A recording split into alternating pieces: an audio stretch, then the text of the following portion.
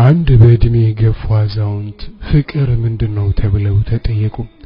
እርሳቸው ሲመልሱ ለመጀመሪያ ጊዜ ይህችን ቃል ያወቅኳት ሕፃን ሳለሁ ነው አሉ። አባቴ የሳመኝ አፈቅርሻለሁ አለኝ ብያልኩኝ።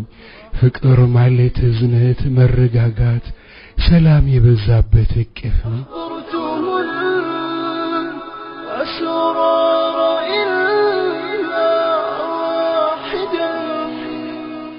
ትንሽ አደግ እንዳልኩ ከቤታችን በር በታች አንድ ወረቀት አገኘሁ።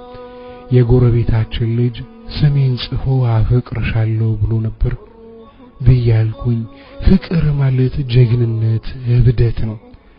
ያ የጎረቤታችን ልጅ እንዳጨኝም ስንገናኝ አፈቅርሻለሁ አለኝ ብዬም አልኩኝ። ፍቅር ማለት ዓላማ፣ ግብ፣ ፍላጎት ነው። ባገባሁ በሁለተኛ ቀን ባሌ ግንባሬን እየሳመኝ አሁንም አፈቅርሻለሁ አለኝ ብዬም አልኩኝ። ፍቅር ማለት መተዛዘን፣ መነፋፈቅ ነው። 1 ዓመት አለፈ እና ልጅ ወለድኩ። በጣም ደክሜ ነበር።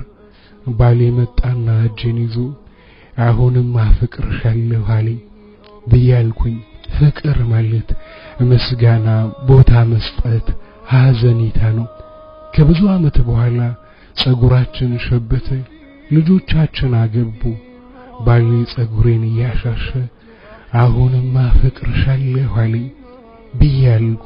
ፍቅር ማለት ርህራሄ፣ እዝነት ነው። እድሜያችን እየገፋ እያረጀን ስንሄድ አሮጊቶች ስንሆን ባሌ ሁልጊዜ አፈቅርሻለሁ ይለኛል ብያልኩኝ። ፍቅር ማለት የማያልቅ እውነተኝነት የሞላበት ከልብ የሚመነጭ ስጦታ ነው።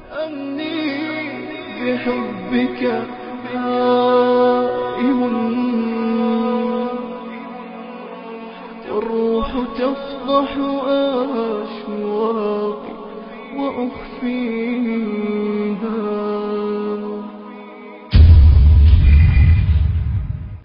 አዎ ፍቅር ማለት በርካታ ነገሮችን ያቀፈ ጸጋ ነው። ዛሬ ግን ትክክለኛ አፍቃሪዎች በጠፉበት ሰዓት የፍቅር መግለጫ ተቀይሮ ፍቅር ማለት ድልላ፣ ከምላስ የሚወጣ ልብን የማይወክል የሞኞችን ሕይወት ማበላሻ ቃል ብቻ ሆኗል። በርግጥ መተማመን ከሌለ ፍቅር የለም።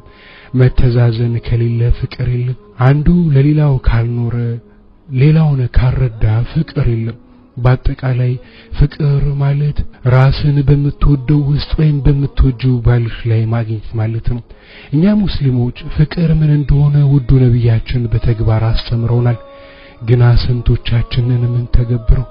አላህ እኔንም እናንተንም የሐላል ፍቅር ይወፍቀን ትላለች።